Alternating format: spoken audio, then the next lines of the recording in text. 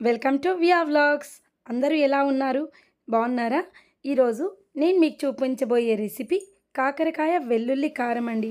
నార్మల్గా కాకరకాయ అంటేనే మనకి చేదు ఉంటుందనే ఫీలింగ్లో ఉంటారు కదా. ఒక్కసారి ఈ స్టైల్లో చేసి చూడండి, ఎవరికైనా కూడా ఇట్టే నచ్చేస్తుంది. చేదుగా కూడా అస్సలు ఉండదండి, చాలా టేస్టీగా ఉంటుంది. అందుకోసం ముందుగా కాకరకాయలు ఇలా చూపిస్తున్నాను కదా, ఇక్కడ ఉన్న పైన ఉన్న లేయర్ అంతా కూడా మనము పీల్ చేసుకుందామండి. ఇట్లా పీల్ చేసుకున్న తర్వాత కాకరకాయలని మనకు వీలైనంత చిన్న ముక్కలుగా కట్ చేసుకుందాం. ఇక్కడే ఉందండి మెయిన్ ప్రాసెస్.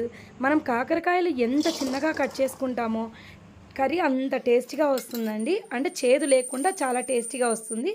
ఇప్పుడు కొద్దిగా ఆయిల్ వేసుకొని ఇలా సిమ్ టు మీడియం ఫ్లేమ్లో మనం బాగా ఫ్రై చేసుకుందామండి.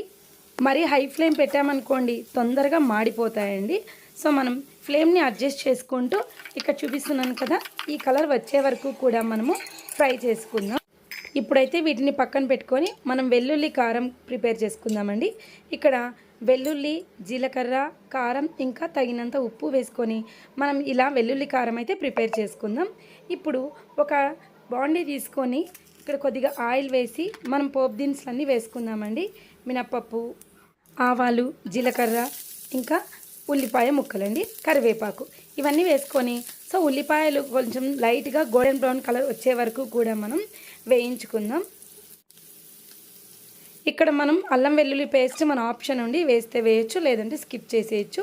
ఇప్పుడు ఇందులో కొద్దిగా పసుపు వేసి మనం ఇందాక వేయించి పక్కన పెట్టుకున్నాం కదా కాకరకాయ ముక్కలు, అవన్నీ కూడా వేసి ఇంకా కాసేపు అంటే ఒక 5 మినిట్స్ పాటు మనం సిమ్లో ఫ్రై చేసుకుందామండి. సో ఇలా మూత మూసినామనుకోండి లోపల ముక్కలు అనేది చాలా సాఫ్ట్గా కుక్ అయిపోతాయి. సో ఇప్పుడు చూడండి, ఇలా కుక్ అయిన తర్వాత మనం ముందుగా ప్రిపేర్ చేసి పెట్టుకున్నాం కదా వెల్లుల్లి కారం, అది ఇందులో మిక్స్ చేసుకుందామండి. సో ఈ కారము కాకరకాయ ముక్కలంతటికీ కూడా పట్టే వరకు కూడా మనం బాగా కలుపుకుందాం. ఈ స్టేజ్లో ఇలా బాగా మిక్స్ చేసుకుంటే మాత్రమే మనకి ఈ కారం అనేది అన్ని ముక్కలకి కూడా ఈవెన్గా స్ప్రెడ్ అవుతుందండి. సో ఇప్పుడు ఇంకొక 2 మినిట్స్ మనం మూత మూసి మగ్గించుకుందామండి. ఇప్పుడు చూడండి, మనకి ముక్కలన్నిటికీ కూడా వెల్లుల్లి కారం ఎంత చక్కగా పట్టేసిందో కదా. ఇప్పుడు మనం కాస్త బెల్లం తురుము అయితే వేసుకుందామండి. సో ఈ బెల్లం తురుము వేసుకుంటే మనకి అన్ని టేస్ట్లని కూడా బ్యాలెన్స్ చేస్తుంది. ఇంకా మనకి కర్రీకి ఎక్స్ట్రా టేస్ట్నెస్ అనేది యాడ్ అవుతుందండి. సో ఇంకొక 2 మినిట్స్ పాటు మనం ఇలా ఫ్రై చేసుకొని ఒక సర్వింగ్ బౌల్లోకి అయితే సర్వ్ చేసుకుందామండి. ఇప్పుడు ఎంతో టేస్టీగా ఉండే కాకరకాయ వెల్లుల్లి కారం అయితే రెడీ అయిందండి.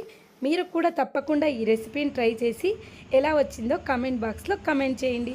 సో నా ఛానల్ని ఫస్ట్ టైం చూస్తున్నట్లయితే సబ్స్క్రైబ్ చేసుకోండి ఫ్రెండ్స్. వీడియో కనుక మీకు నచ్చినట్లయితే లైక్ చేయండి, షేర్ చేయండి, కామెంట్ చేయండి. Thank you friends. Thank you.